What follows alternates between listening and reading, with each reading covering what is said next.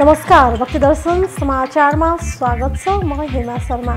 आज मिति 2079 साल भाद्र महिनाको 10 गते शुक्रबार नवनाम संवत्सर सूर्य दक्षिणायन वर्षा ऋतु भाद्र कृष्ण पक्षको चतुर्दशी तिथि 11:50 उपरान्त औँसी तिथि चन्द्रमा कर्कट राशिमा इस्वी सम्मत 2022 अगस्त महिनाको 26 तारिक शक सम्मत 1944 र नेपाल सम्मत 1142। आज सूर्योदय बिहान 5:40 र सूर्यास्त साँझ 6:29। सर्वप्रथम अहिलेसम्मका प्रमुख समाचार। धार्मिक तथा सांस्कृतिक नगरी जनकपुर धाममा त्रेतायुगदेखिकै ऐतिहासिक महत्त्व रहेका सयौं मठ मन्दिर र पोखरी सरोवरको संरक्षण र सम्वर्धन हुन नसक्दा केही अतिक्रमणका चपेटामा र साथै केही जीर्णोद्धारको पर्खाइमा प्रदेश र स्थानीय सरकारको उदासीनताको कारण यहाँ अपार धार्मिक सम्पदा हुँदाहुँदै पनि पर्यटक भित्र्याउने नयाँ योजना नबन्दा पर्यटकीय स्थल जनकपुर धाम ओझेलमा पर्दैन। इन्द्र जात्राका लागि मजिपा लाखे आज जैसी देवलमा रहेको लाखे ननी स्थित लाखेको घरमा रहेको प्राचीन पीला गोप्य माटोको सन्दुकमा राखिएको लाखे र झ्यालिन्जाको ख्वापा निकालियो। मुकुण्डो बनाउन र रङरोगन गर्न इटखा टोलमा रहेका चित्रकारहरू कहाँ लगिने। इन्द्र जात्रामा देखाइने सबै नाचहरूमध्ये लाखे नाचको आफ्नै मौलिकता र इतिहास एक दानवलाई उसको दानवत्व अन्त्य गराई शान्त बनाउन सफल भएको जात्राका रूपमा मजिपा लाखे आजुको नृत्य गरिने चलन।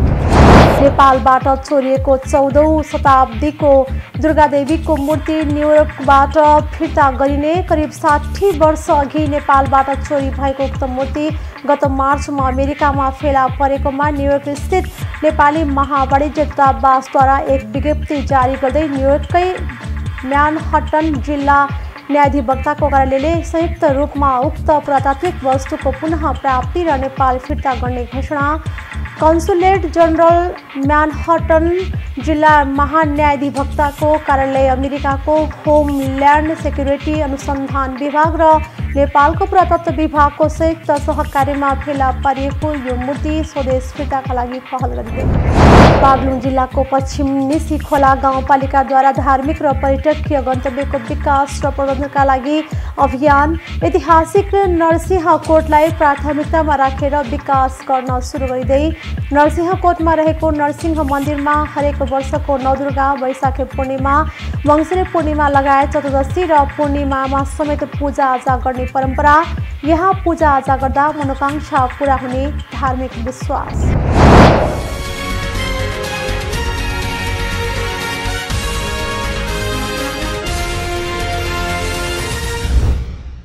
अब समाचार विस्तारमा।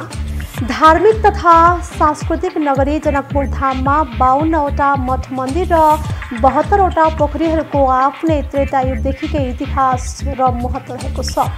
मठ मन्दिर र सरोवरहरूको संरक्षण र सम्वर्धन हुन नसक्दा केही अतिक्रमणमा परेका छन् भने केही जीर्णोद्धारको पर्खाइमा रहेका छन्। प्रदेश र स्थानीय सरकारको उदासीनताको कारण यहाँ अपार धार्मिक सम्पदा हुँदाहुँदै पनि पर्यटन भित्र्याउने नयाँ योजना नबन्दा पर्यटकीय स्थल जनकपुर धाम ओझेलमा पर्दै गएको छ। एक रिपोर्ट। धनुषाको जनकपुर धाम उपमहानगरपालिका भित्र मठ मन्दिरहरूको नाममा रहेको 9,843 बिघा 12 कट्ठा 2 10 कन्मा जग्गा मध्ये अहिले 2,000 बिघा मात्र बाँकी रहेको तथ्याङ्क छ। मठ मन्दिरका महन्तहरूको मेलोमतोमा भूमाफियाहरूले जग्गा अतिक्रमण गरेको बताइएको छ।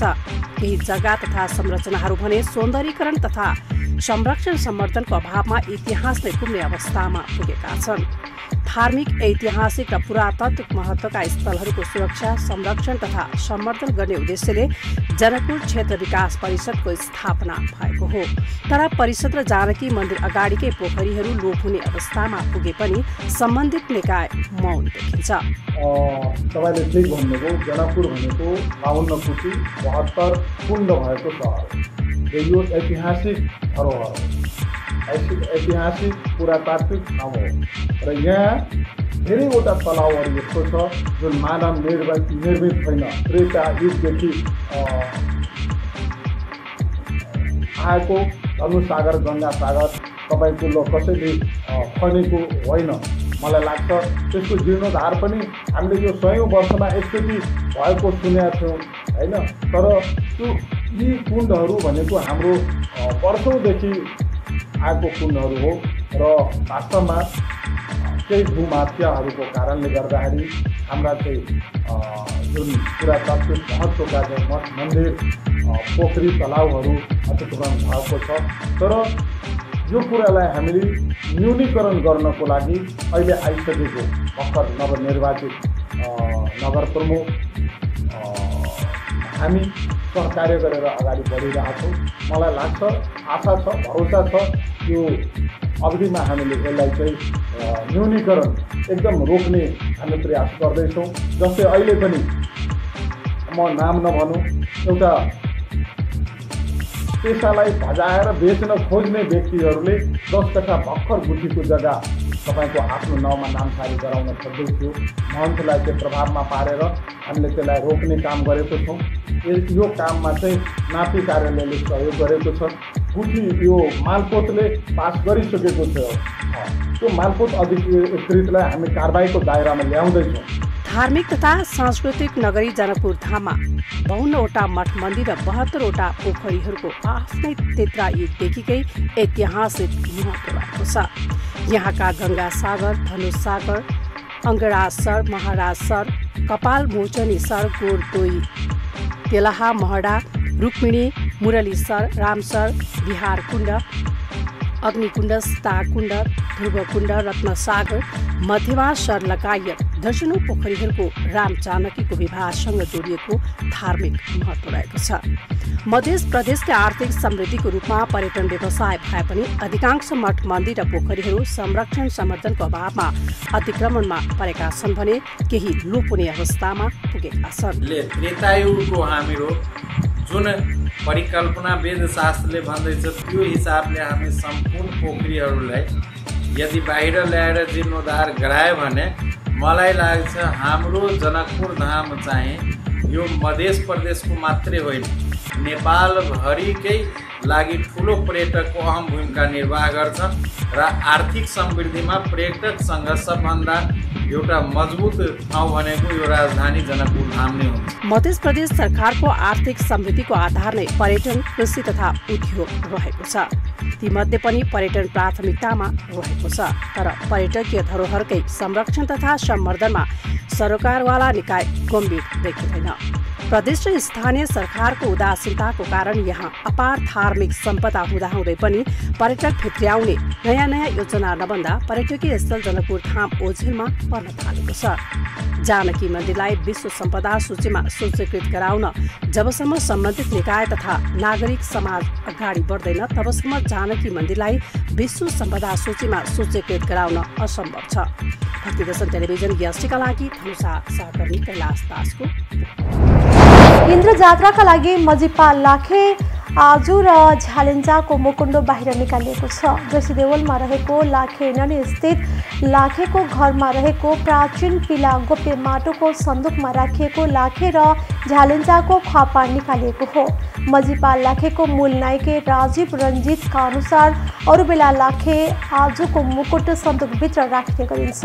हरेक भाद्र कृष्ण पक्ष एकादशीका दिन मुकुण्डलाई त्यहाँबाट निकाली विशेष पूजा गरेर रङ रोगनका लागि दिने परम्परा रहेको छ। मुकुण्डलाई बनाउन र रङहरू लगाउन इटखाटोलमा रहेका चित्रकारहरू कहाँ लगिने जनाइएको छ। उक्त मुकुण्डो 15 दिनपछि दशमीका दिन फिर्ता ल्याइने बताइएको छ। यसै गरी एकादशीका दिन लाखेको मुकुण्डोमा रातो कपाल सजाउने, द्वादशीको दिन उपाको जाने दिनबाट लाखे नाच सुरु हुने बताइएको छ। 8 दिनसम्म लाखे नाच नचाएपछि केही दिनपछि समय बजी चढाई विधिवत रूपमा लाखे र झ्यालेन्जाको मुकुण्डलाई फेरि पिलामा राखिने चलन छ।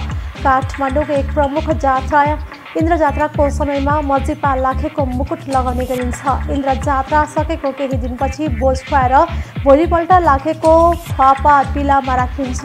एक दिनलाई घर बन्द गरिन्छ। लाखे स्वयं आएर बोझ खान आउने विश्वास रहेको स्थानीयले बताउँछन्।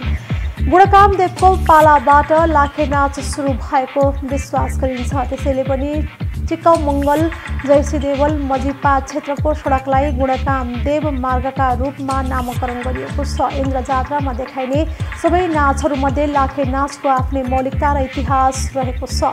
एक दानवलाई उसको दानवत्व अन्त्य गराई शान्त बनाउन सफल भएको जात्राका रूपमा मजिपा लाखे आजको नृत्य गरिने चलन रहेको छ।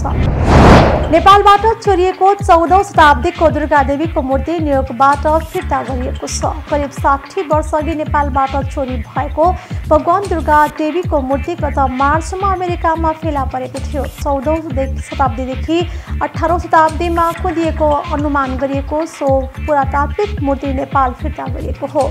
अमेरिकाको न्युयोर्क स्थित नेपाली महावाणिज्य दूतावासले एक विज्ञप्ति जारी गर्दै न्युयोर्ककै मानहट्टन जिल्ला न्यायाधिवक्ताको कार्यालयले संयुक्त रूपमा उक्त पुरातात्विक वस्तुको पुनः प्राप्ति र नेपाल फिर्ता गर्ने घोषणा गरेको बताएको छ। बुधबारका दिन उक्त पुरातात्विक मूर्ति नेपाल फिर्ताको घोषणा गरिएको हो। घोषणापछि म्यानहट्टन जिल्ला सरकारी वकिलको कार्यालयमा आयोजित एक समारोहमा कार्यवाहक महावाणिज्य दूत विष्णु गौतमले म्यानहट्टन जिल्ला न्यायाधिवक्ता अल्भिन एल ब्राग जुनियरबाट नेपालको लागि पुरातात्विक वस्तु प्राप्त गर्नु भएको हो। ढुङ्गामा कुदिएको यो मूर्ति 13.23 इन्च अग्लो र 13.23 इन्च चौडा रहेको छ। सन् 1960 ताका नेपालबाट हराएको उक्त मूर्ति सन् 2022 को मार्चमा अवैध रूपमा स्वामित्वमा राखेर न्युयोर्कको एक लिलामी घरमा करिब 15 लाखदेखि 22 लाख नेपाली रुपैयाँमा लिलामीमा राखिएको थियो। कन्सुलेट जनरल म्यानहट्टन जिल्ला महान्यायाधिवक्ताको कार्यालय, अमेरिकाको होमल्यान्ड सेक्युरिटी अनुसन्धान विभाग र नेपालको पुरातत्व विभागको संयुक्त सहकार्यमा यो मूर्ति फेला पारिएको थियो। पुरातात्विक सम्पत्ति प्राप्त गरेसँगै कार्यवाहक कन्सुल जनरल गौतमले जिल्ला न्यायाधिवक्ता ब्राग जुनियर र संयुक्त राज्य अमेरिकाको होमल्यान्ड सेक्युरिटी अनुसन्धान विभागका इन्चार्ज रिकी पटेल र उनीहरूको उत्कृष्ट टोलीप्रति सहयोगको लागि कृतज्ञता व्यक्त गर्नु भएको छ। होमल्यान्ड सेक्युरिटी इन्भेस्टिगेसन न्युयोर्कका कार्यवाहक विशेष एजेन्ट इन्चार्ज रिकी पटेलले नेपाली पुरातात्विक सम्पत्तिको भव्य स्वदेश फिर्ताको लागि योगदान गर्न पाउँदा गर्व महसुस गरेको बताउनु भएको छ। बागलुङ जिल्लाको पश्चिम निसीखोला गाउँपालिकाले धार्मिक तथा पर्यटकीय गन्तव्यको विकास र प्रवर्धनका लागि अभियान थालेको छ। गाउँपालिकाले ऐतिहासिक नरसिंहकोटलाई प्राथमिकतामा राखेर विकास गर्न थालेको हो। त्यस क्षेत्रमा राजाले दरबार पौवा निर्माण गरेको र विस्थापित भएपछि दरबार र पौवा जीर्ण भएर भत्किएको बताइन्छ। नरसिंहकोटमा नरसिंह मन्दिर निर्माण गरिएको छ, जहाँ हरेक वर्षको नवदुर्गाको दिन धुमधामका साथ पूजाआजा गर्ने गरिन्छ। मन्दिरमा वैशाखी पूर्णिमा, मङ्सिरे पूर्णिमा लगायत चतुर्दशी र पूर्णिमामा समेत पूजाआजा हुने गरेको छ। यहाँ पूजाआजा गर्दा मनोकांक्षा पूरा हुने विश्वास रहेको छ। यहाँ बागलुङ, प्युठान, गुल्मी लगायत विभिन्न स्थानबाट मानिसहरू पूजाआजा गर्न पुग्ने गरेका छन्। एक रिपोर्ट। बागलुङ जिल्लाको पश्चिम निसीखोला गाउँपालिकाको धार्मिक तथा पर्यटक गन्तव्यको विकास र प्रवर्धनका लागि अभियान थालेको छ। गाउँपालिकाले ऐतिहासिक नरसिंहकोटलाई प्राथमिकतामा राखेर विकास गर्न थालेको हो। नेपालमा 2224 राज्य हुँदा बागलुङको विभिन्न ठाउँमा विभिन्न राजाले राज्य सञ्चालन गरेको पाइन्छ। त्यसमध्ये जिल्लाको निसीखोला गाउँपालिका साथ राजकोटको नरसिंहकोटमा पनि राजाहरूले राज्य सञ्चालन गरेको बुढापाका बताउँछन्। तत्कालीन समयमा फुरी राजाले दरबार बनाएर करिब 7-8 वर्ष राज गरेको स्थानीयको भनाइ छ। त्यस क्षेत्रमा राजाले दरबार पौवा निर्माण गरेको र विस्थापित भएपछि दरबार र पौवा जीर्ण भएर भत्किएको बताइएको छ। दरबार तथा पौवा निर्माण भएको स्थानमा केही वर्ष अघिसम्म भग्नावशेष भेटिने गरेको थियो। नरसिंहकोट र राजकोटको अर्थ बेग्ला बेग्लै भएको स्थानीय बताउँछन्। राजकोट तत्कालीन 2224 राज्य हुँदा फुरी राजाले बसोबास गरेको हुँदा राजकोट भन्ने गरिएको र अहिले आएर राजकोटलाई राजकोट भन्ने गरिएको स्थानीयको भनाइ छ। यस्तै नरसिंहकोट राजाले पूजा गर्ने नरसिंह देवताको नामबाट नामाकरण हुने पुगेको कुँवरको भनाइ छ। तत्कालीन समयमा भुरे राजा र प्युठानी राजाबीच युद्ध भएको र प्युठानी राजाले भुरे राजाको वंश नाश गरिदिएको र उनका सयौं सिपाहीको ज्यान गएको कुँवरको दाबी छ। उहाँले प्युठानी राजाले भुरे राजाका धेरै सिपाहीलाई भिरबाट खसालेर मारेको र राजाको वंश नाश गरिदिएपछि उनीहरूको स्मृतिमा हालको नरसिंहकोटमा नरसिंह मन्दिर निर्माण गरिएको बताइएको छ। उनी राजाले पुज्दै आएको नरसिंह देवताको व्यवस्थापनका लागि मन्दिर स्थापना गरिएको हो।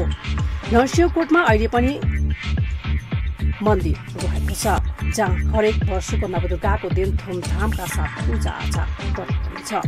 मन्दिरमा वैशाखी पूर्णिमा, मङ्सिरे पूर्णिमा लगायत चतुर्दशी र पूर्णिमामा समेत विशेष पूजाआजा हुने गर्दछ। यहाँ पूजाआजा गर्दा मनोकांक्षा पूरा हुने धार्मिक विश्वास रहेको छ। बागलुङ, प्युठान, गुल्मी लगायतका विभिन्न स्थानबाट मानिसहरू यहाँ पूजाआजा गर्न आउने गर्दछन्। त्यस क्षेत्रमा मन्दिर राजाले निर्माण गरेको मल्लु समेत रहेको छ। राजा विस्थापित भए पश्चात निर्माण गरिएको नरसिंहकोटको मन्दिरलाई गाउँपालिकाले संरक्षण तथा व्यवस्थापन गरेको छ। राजकोटमा पर्ने नरसिंहकोट गाउँपालिकाको नमुना पर्यटकीय गन्तव्यको रूपमा परिचित छ। यो पहाडीको टुप्पोमा समथर भूभागमा फैलिएको छ, जसले धेरै पर्यटकको मन लोभ्याउने गरेको छ। यहाँ आउने जो कोही यहाँबाट देखिने मनोरम दृश्यले मोहित हुने गर्दछन्। यहाँबाट बुर्तिवाङ बजार स्पष्ट रूपमा अवलोकन गर्न सकिन्छ भने बागलुङको विभिन्न स्थान म्याग्दी, प्युठान, गुल्मी, रोल्पा, रुकुम, पाल्पा, अर्घाखाँची लगायत जिल्लाहरू देख्न सकिन्छ। यसैगरी यस क्षेत्रबाट धौलागिरी हिमाल लगायत दक्षिण हिम श्रृङ्खला र उच्च मनोरम पहाडी भेग अवलोकन गर्न सकिन्छ।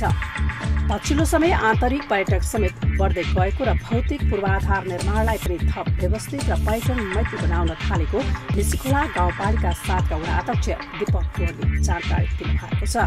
यस क्षेत्रको प्रवर्धनका लागि आफूहरू निर्वाचित भएर आएदेखि नै भौतिक संरचना निर्माण र यस क्षेत्रको विकासमा जुटेको वडा अध्यक्ष विगतका वर्षदेखि नै पर्यटन पदमार्ग निर्माण गरेको र हालसम्म क्रमशः पर्यटन पार्क, पाठी, पौवा, मन्दिर व्यवस्थापन, पदमार्ग, घेराबाड, झाडी व्यवस्थापन, पुराना संरचनाको पुनर्निर्माण लगायतका काम भएको बताइएको छ।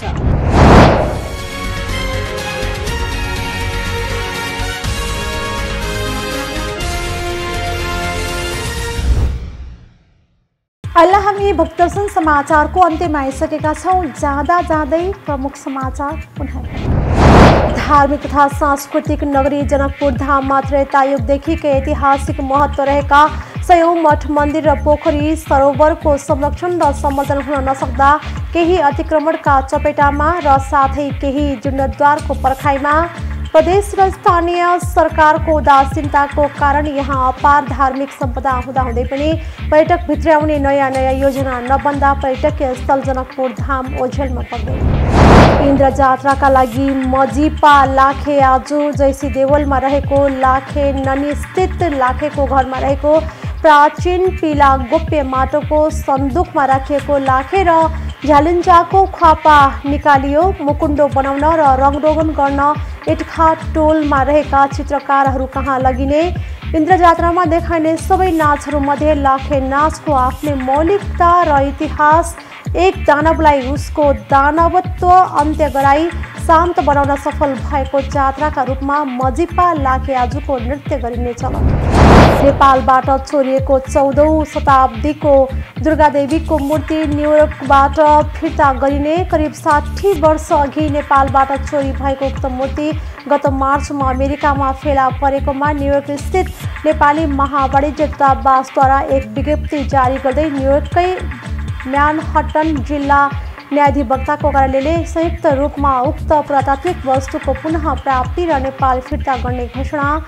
कन्सुलेट जनरल म्यानहट्टन जिल्ला महान्यायाधिवक्ताको कार्यालय, अमेरिकाको होमल्यान्ड सेक्युरिटी अनुसन्धान विभाग र नेपालको पुरातत्व विभागको संयुक्त सहकार्यमा फेला पारिएको यो मूर्ति स्वदेश फिर्ताका लागि पहल गरिँदै। बागलुङ जिल्लाको पश्चिम निसी खोला गाउँपालिकाद्वारा धार्मिक र पर्यटकीय गन्तव्यको विकास र प्रबन्धनका लागि अभियान। ऐतिहासिक नरसिंहकोटलाई प्राथमिकतामा राखेर विकास गर्न सुरु गरिँदै नरसिंहकोटमा रहेको नरसिंह मन्दिरमा हरेक वर्षको नवदुर्गा, वैशाखी पूर्णिमा, मङ्सिरे पूर्णिमा लगायत चतुर्दशी र पूर्णिमामा समेत पूजाआजा गर्ने मनाउने परम्परा, यहाँ पूजाआजा गर्दा मनोकांक्षा पूरा हुने धार्मिक विश्वास।